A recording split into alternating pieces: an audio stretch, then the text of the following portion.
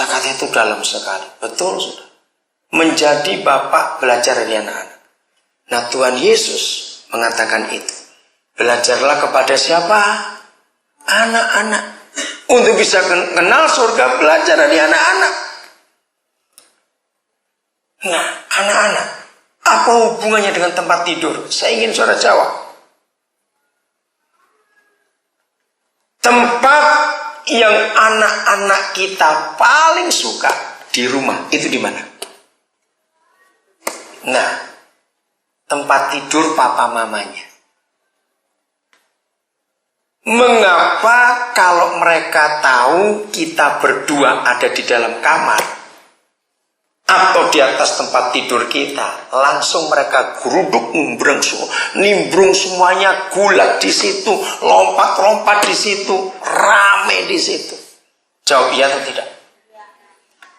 Mengapa anak-anak suka tempat tidur kita? Padahal mereka punya kamar sendiri, punya tempat tidur sendiri. Karena apa? Dengarkan, saudara. Anak-anak itu makhluk kecil yang sangat sensitif terhadap kehadiran sesuatu. Kita ambil contoh, ambil negatifnya. Kalau ada yang gak beres, anak-anak itu gelisah luar biasa. Bayi-bayi, betul tidak? Rewel, nangis, ada yang aneh. Nah, ternyata anak-anak kita tahu kalau hubungan kita berdua itu beres, saudara, tempat tidur kita itu jadi rame luar biasa. Tapi lihat, begitu kita dua suami istri papa mama ada apa-apa, nggak ribut, nggak ada suara, tapi saling jengkel diam-diaman. Anak-anak juga merasa dan aneh, tempat tidur itu langsung sepi. Mereka bisa nggak berani main di situ. Jawab ya atau tidak? Aneh bukan? Nah, dari situ kita belajar. Ternyata tempat tidur kita, suami istri, adalah tahta Tuhan. Katakan amin lagi sekali.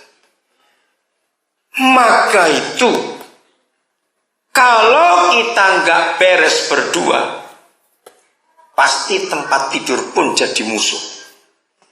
Kalau kita sedang nggak beres suami istri, tempat tidur jadi kayak neraka, betul. Maka itu mengapa kalau suami istri nggak beres, malas untuk tidur berdua. Kayak neraka betul suasana. Maka itu saudara, nilai pernikahan kita, nilai keluarga kita itu ada di tempat tidur kita. Karena di situ tahta Tuhan itu hadir. Kalau komunikasi kita baik, hubungan kita berdua baik, maka tidak akan sepi tempat tidur itu. Kita akan bicara, kita akan cerita, dan menyenangkan sekali. Maka saya akan kembalikan. Kalau kita di tempat tidur beres, dengar ini ya suami istri, kalau kita di tempat tidur beres, maka anak-anak pun, suasana rumah pun akan beres dan indah. Semua itu dimulai dari tempat tidur ternyata. Begitu kita keluar dari kamar kita sebagai suami istri, kalau kita beres, suasana rumah itu berubah, indah dan enak, menyenangkan sekali. Maka itu saya selalu menyampaikan ini. Kalau ada keluarga-keluarga Kristen, pembantunya nggak pernah betah di situ, pasti ada neraka di rumah itu. Sampai pembantu aja nggak betah, suasananya nggak enak sama sekali. Mari saudara-saudara sebagai suami istri kita periksa rumah tangga kita. Nah, kalau rumah itu beres karena tempat tidur, dari tempat tidur beres, anak-anak juga beres. Mereka nggak akan nakal, nggak akan ribut, anak-anak yang manis. Kalau semua dalam rumah itu beres, kita keluar rumah, anak-anak ke sekolah, kita ke kantor, anak-anak sudah dewasa, pembantu juga keluar. Percayalah saudara, orang-orang yang bertemu dengan keluarga kita semuanya, itu akan enak. Coba saya ajak saudara merenungkan ini. Apa yang terjadi kalau orang itu kurang tidur, besok bangun paginya ngapain? Apa bawaannya? Coba jawab. Bukan ngantuk, enak aja bukan ngantuk. Apa jawab? Apa yang dibawa? Marah, uring-uringan. Betul, kalau kurang tidur begitu. Nah, kenapa kurang tidur? Ya karena tempat tidurnya panas. Ada neraka di situ. Nggak enak tidurnya.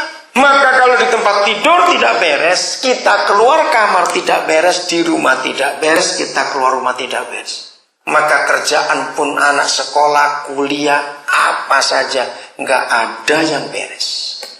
Ternyata tempat tidur itu luar biasa. Maka itu kita tanyakan pada pernikahan kita, siapa yang jadi pusat dalam kehidupan kita? Di dalam Kristus. Jangan saudara anggap enteng. Kita ini hidup di dalam siapa? Saya akan lanjutkan. Renungkan pemikiran ini dan saya minta saudara jawab. Entah dia orang miskin, entah dia orang kaya, entah dia pejabat, rakyat biasa, atau siapa saja. Dalam semua kesibukan yang masing-masing kita lakukan sebagai tugas tanggung jawab kita setiap hari, maka akhir daripada hari itu, kita itu harus kemana? Ayo, kita kemana? Harus kemana? Yang lain cepat jawab. Tidur. Jangan cepat-cepat tidur dulu. Sebelum tidur apa yuk? Bukan, jangan berdoa dulu, terrohani nanti itu. Iya, begini, ulangi lagi pertanyaan ya. Dalam semua kesibukan kita sepanjang hari itu sampai capek, pokoknya sibuk karena tanggung jawab karena apa? Akhir daripada hari itu kita harus kemana? Nah, pulang. Ini yang saya tanyakan. Jadi bukan tidurnya, ya bukan doanya, tapi kata pulang. Saudara, mengapa orang Jakarta khususnya? Saya dulu nggak percaya. Mengapa orang Jakarta khususnya? Rumahnya ada, punya rumah. Tapi mengapa orang Jakarta, sebagian nggak semua tentunya, lebih senang tinggal di hotel, malas pulang ke rumah? Mengapa ada suami-suami kalau mau pulang telepon dulu, tanya istrinya sudah tidur atau belum? Aneh bukan? Ini suami pulang kok tanya dulu. Kalau pembantu tanya, Bi, ibu sedang apa? Oh, masih begini. Dia pasti nggak mau pulang. Ngerti maksudnya, saudara? Mengapa ada anak-anak yang sudah dileskan dengan bayar mahal, guru-guru hebat, tetap on?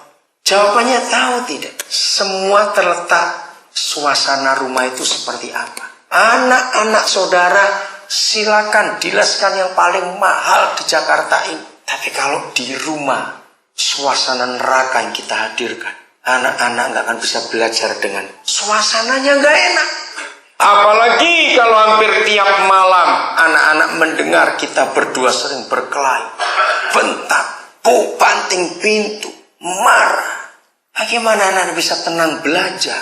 Jawab ya atau tidak? Pulang ke rumah sudah capek, apalagi macetnya luar biasa Jakarta ini.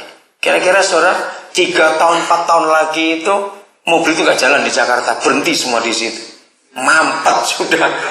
Betul gak bisa bayangkan Jakarta 3-4 tahun lagi. Maka itu ngapain Jakarta pindah ke Papua, masih banyak tempat di sana.